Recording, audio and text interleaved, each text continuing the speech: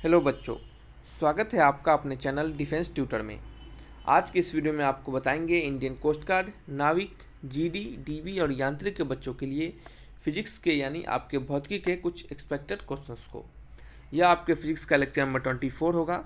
इससे पहले हमने आपके लिए 23 और भी लेक्चर्स को दिया है, तो जिन्होंने भी अभी तक उन सभी लेक्चर्स को नहीं देखा है तो प्लेलिस्ट से जाकर देख सकते हैं।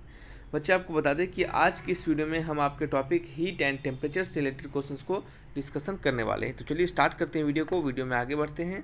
और वीडियो में बढ़ने से पहले आपसे रिक्वेस्ट है कि वीडियो अच्छा लगे तो लाइक एंड सब्सक्राइब जरूर कीजिएगा। चलिए स्टार्ट करते हैं अपने पहले क्वेश्चन से। क्वेश्चन 1 में कहा जा रहा है कि a cooking pot is coated black because. कहा जाता है कि जो कुकिंग के पॉट होते हैं, खाना पकाने वाले बर्तन जो होते हैं, उन्हें काले रंग से क्यों उनको ऊपर कोटिंग किया जाता है, तो उसका क्या रीज़न हो सकता है। तो ये बहुत ही सिंपल सा क्वेश्चन है। तो ये आपको पता होना चाहिए कि हम उसको ब्लैक रंग से काले रंग से इसके लिए उसके ऊपर परत चढ़ाते हैं, कोटिंग करते हैं, ताकि क्या होता है कि ब्लैक रंग जो होता है बच्चे, वो क्या होता है, वो सबसे ज़्यादा हीट एब्जॉर्बर होता है। क्या होता है, ब्लैक रंग सबसे ज़्यादा हीट एब्जॉर्बर होता है। देखिए यहाँ पे लिख देते हैं हम, ब्लैक रंग क्या होता है, सबसे ज़्यादा एब्जॉर्ब करता है हीट को, और ज़्यादा एब्जॉर्ब करेगा हीट को बच्चे, तो क्या होगा बच्चे, आपका खाना पकाने में क्या होगी, आसानी होगी, कम ही आपको हीट पे आपका खाना अच्छे से पकेगा। ठीक है, तो क्या हो जाएगा आंसर इसका, ऑप्शन नंबर ए। और वैसे ही आपने पढ़ा होगा न्यूटन्स का लॉ पढ़ा होगा आपने थर्मोडायनामिक्स में कि अ गुड ऑब्जर्वर, क्या होगा पढ़ा होगा बच्चे आपने, a good observer is a good reflector. ठीक है, एक अच्छा ऑब्जर्वर ही अच्छा रिफ्लेक्टर होता है। और असल ज़िंदगी में भी यही बात है कि जो एक अच्छे से पढ़ता है अपनी ज़िंदगी में, वही किसी काम को अच्छे से कर पाता है। तो यहाँ पे भी आपको अप्लाई होता है कि good observer is a good reflector. Newton's ने यह बताया था आपके, जब आप थर्मोडायनामिक्स पढ़े होंगे 12th में भी, तो वहाँ पे भी आपको ये चीज़ समझ में आया होगा। ठीक है, तो क्या हो गया इसका आंसर, ऑप्शन नंबर ए। यानी ब्लैक जो कलर होता है वो जितना ज़्यादा हीट एब्जॉर्व करता है उतना ही ज़्यादा हीट रेडिएट भी करता है। इस बात को याद रखिएगा। चलिए नेक्स्ट बात करेंगे नेक्स्ट क्वेश्चन की ओर। स्पेसिफिक हीट यानी विशिष्ट गर्मी है। विशिष्ट गर्मी क्या है, तो आपको बता दें कि स्पेसिफिक हीट को आपको डिफिनीसन होता है इसका डिफिनीसन होता है कि किसी भी, क्या होता है इसका डिफिनीसन होता है बच्चे, कि एनर्जी लगता है किसी भी सब्सटेंस को 1 डिग्री सेल्सियस तक उसको बढ़ाने में। Energy required to increase temperature of 1 gram of substance to 1 degree Celsius. जैसे आप 1 डिग्री सॉलिड को आप 1 ग्राम सॉलिड को अगर आप 1 डिग्री सेल्सियस बढ़ाते हैं उसके टेम्परेचर को, तो वहाँ पे हम क्या कहेंगे, उसको स्पेसिफिक हीट कहेंगे। जो हीट देंगे उसे हम स्पेसिफिक हीट कहेंगे। तो आपको याद रखना है कि the energy required to increase the temperature of 1 gram of any substance. The energy required, energy लगता है हमें temperature of increase 1 gram of any substance, यानी 1 ग्राम किसी भी सब्सटेंस के को इंक्रीज करने में अप टू 1 डिग्री सेल्सियस, यानी 1 डिग्री सेल्सियस तक, तो उसे हम स्पेसिफिक हीट के नाम से जानते हैं।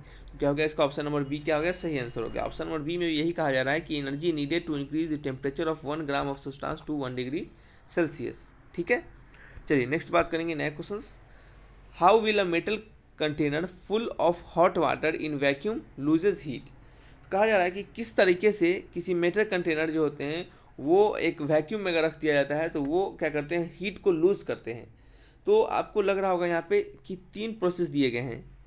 Will stay hot for ever, ये तो छोड़ दीजिए। नेक्स्ट 3 प्रोसेस है, by conduction, by convection, by radiation. इसी में से आपको ऑप्शन चुनने हैं। तो आप क्या सोचिएगा, क्या चुनिएगा, इसको आपको खुद से डिसाइड करना है। एक बार खुद से सोचने की कोशिश कीजिए कि क्या कहा जा रहा है कोशिश में, कि जब हम मेटल कंटेनर को जिसमें हॉट वाटर से भरा हुआ है उसको हम वैक्यूम में डाल देते हैं तो क्या होगा बच्चे, वो कैसे हीट लॉस करेगा, बताइए। तो कैसे हीट लॉस करेगा, इसको आपको सोचना है। ठीक है, सोचिए एक बार, वीडियो पॉज करके सोचिए एक बार। तो देखिए आपको यहाँ पे दिख रहा होगा कि ये जो हमारा हॉट वाटर है किसी कंटेनर में रखा हुआ है, मान लेते हैं यही हमारा हॉट वाटर कंटेनर रखा होगा, और ये जिस रूम में रखा होगा, ये रूम होगा हमारा, ये जिस रूम में रखा होगा वो क्या होगा बच्चे, वैक्यूम होगा। वैक्यूम कहने का मतलब नो एयर, क्या होगा, नो एयर, कोई भी एयर इसके अंदर प्रेजेंट नहीं होगा। तो बात करेंगे हम पहले प्रोसेस कंडक्शन की। तो कंडक्शन एक ऐसा प्रोसेस होता है जिसमें क्या होता है, हमारा हीट ट्रांसफ़र होता है बाई फिजिकल कंटेक्ट के द्वारा। क्या कह सकते हैं आप, फिजिकल, PHYSICAL, फिजिकल कॉन्टेक्ट। ठीक है, तो यहाँ पे आपको दिख रहा है कि हमारा जो ये कंटेनर है ये किसी अदर कंटेनर के यानी किसी अदर बॉडी के फिजिकल कॉन्टेक्ट में नहीं है। सो इस कारण से हमारा ये प्रोसेस तो कम से कम कंडक्शन नहीं होगा।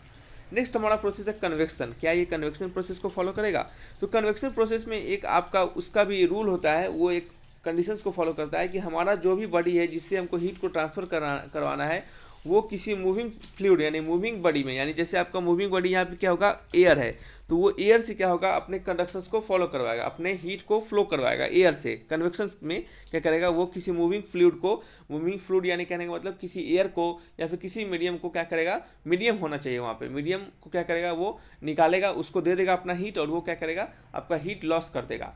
तो यहाँ पे आपको दिख रहा है कि वैक्यूम है तो कोई एयर प्रेजेंट नहीं है, क्या है, नो एयर प्रेजेंट। आप लिख सकते हैं यहाँ पे नो एयर प्रेजेंट, क्या होगा, नो एयर प्रेजेंट होगा, ठीक है। तो ये भी हमारा प्रोसेस नहीं होगा। सिर्फ एक प्रोसेस बचता है रेडिएशन, यानी यही रेडिएशन जो प्रोसेस होगा आपका, इसी प्रोसेस से आपका क्या होगा बच्चे, हीट जो होगा, फुल कंटेनर जो हॉट वाटर से भरा हुआ है वैक्यूम में भी अपने हीट को लॉस कर पाएगा। तो क्या होगा, ऑप्शन नंबर सी इसका सही आंसर होगा, ठीक है। चलिए नेक्स्ट बात करेंगे हम। As a solid undergo a phase changes in a liquid state, it कहा जा रहा है कि जब सॉलिड जो होता है अंडरगो फेज चेंजेस, जब वो फेज को चेंज करता है, फेज चेंज करता है, ठीक है, और वो लिक्विड स्टेट में चला जाता है, तो आपको बताना है कि इट तब वो क्या करेगा, एक ठोस अवस्था के रूप में एक तरल अवस्था में परिवर्तन होता है। Release heat while remaining at constant temperature, heat release करेगा लेकिन क्या होगा, एट कांस्टेंट टेम्परेचर पे। एब्जॉर्ब हीट करेगा while remaining at constant temperature पे, हीट एब्जॉर्ब करेगा लेकिन टेम्परेचर कांस्टेंट रहेगा। Release heat and temperature decrease, heat release करेगा, टेम्परेचर घटा देगा। एब्जॉर्ब हीट एब्जॉर्ब करेगा, टेम्परेचर बढ़ा देगा। सोचने वाली बात है, इस क्वेश्चन को आपने पढ़ा होगा, ये भी क्वेश्चंस बहुत ही आपके हीट एंड टेम्परेचर से पूछे जाने वाले क्वेश्चंस होते हैं। एक कि ड्यूरिंग एनी, क्या कहते हैं बच्चे, during any state changing process, किसी भी स्टेट चेंजिंग प्रोसेस के दौरान, आइदर सॉलिड टू लिक्विड और बच्चे लिक्विड टू गैसेस, इन सभी प्रोसेस के दौरान जो टेम्परेचर होता है वो होता है बच्चे हमेशा आपका कांस्टेंट। अगर हम हीट देते हैं तो लेकिन फिर भी टेम्परेचर हमारा कांस्टेंट रहता है, तो आपको इस पॉइंट को याद रखना है। तो constant temperature option A B में से कुछ सही होगा। ये डिक्रीज इंक्रीज कर रहा है तो ये दोनों ऑप्शन पहले ही हट गया। और आप खुद से सोचना भी है कि अगर टेम्परेचर इंक्रीज, हीट तो दे रहे हैं तो टेम्परेचर इंक्रीज क्यों नहीं हो रहा है। हीट देने के बाद भी टेम्परेचर इंक्रीज हमारा इसलिए नहीं होता है क्योंकि सारे जो हीट होते हैं वो आपके सॉलिड के और लिक्विड के इंटरमोलिक्यूलर, आंतरिक जो मॉलिक्यूल होंगे उसको तोड़ने के लिए लग जाते हैं, यानी इंटरमोलिकुलर फोर्स ऑफ अट्रैक्शन को तोड़ने के लिए लग जाते हैं। सॉलिड में सबसे ज़्यादा इंटरमोलिकुलर फोर्स ऑफ अट्रैक्शन होता है लिक्विड की अपेक्षा।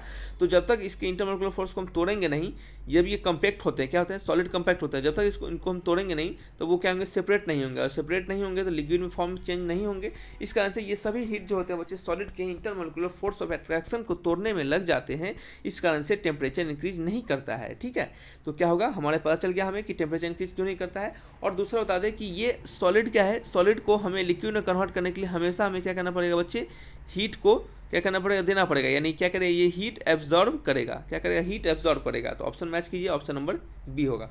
फिर लिक्विड से गैस जाने में क्या करेगा, ये हीट एब्जॉर्ब करेगा, और यहाँ भी टेम्परेचर क्या होगा बच्चे आपका कांस्टेंट होगा, टेम्परेचर कांस्टेंट होगा दोनों कंडीशंस में। जब भी फेज चेंज होगा तो टेम्परेचर कांस्टेंट होगा, तो ऑप्शन नंबर बी क्या होगा, सही आंसर होगा, ठीक है।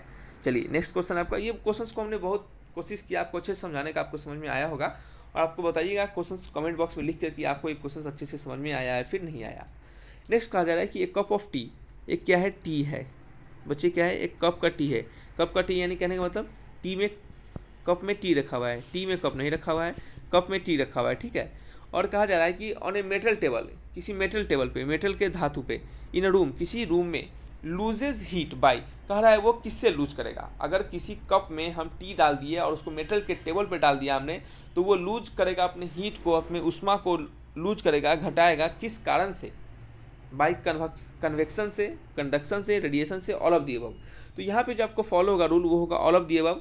कैसे all of the above, conduction में क्या होता है बच्चे, किसी अदर फिजिकल बॉडी के कंटेक्ट में होना चाहिए। तो यहाँ क्या है, ये मेटल है, और यहाँ क्या है, ये बच्चे ये कप है, ये क्या है, एक दूसरे बॉडी के फिजिकल कंटेक्ट में भी है, तो कंडक्शन भी सही है हमारा।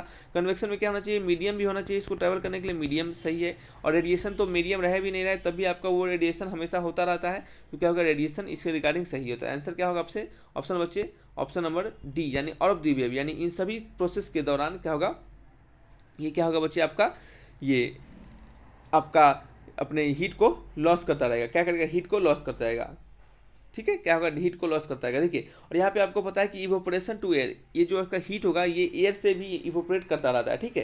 क्या होगा, एयर से अब आपका इवोपरेट करता रहता है, ठीक है। चलिए ये क्या थे आपके कुछ 5 क्वेश्चन थे। अपना स्कोर कमेंट बॉक्स में लिखकर हमें जरूर बताइएगा, और बताइएगा कि वीडियो कैसा लगा। तो वीडियो को रखते हैं यहीं पे। अच्छा लगा तो लाइक एंड सब्सक्राइब भी जरूर कीजिएगा। बच्चे आपकी सपोर्ट की जरूरत है तो हमें जरूर सपोर्ट करें ताकि हम आपके लिए और बेहतर वीडियो ला सके। तो thanks for watching my video, तब तक के लिए बाय बाय।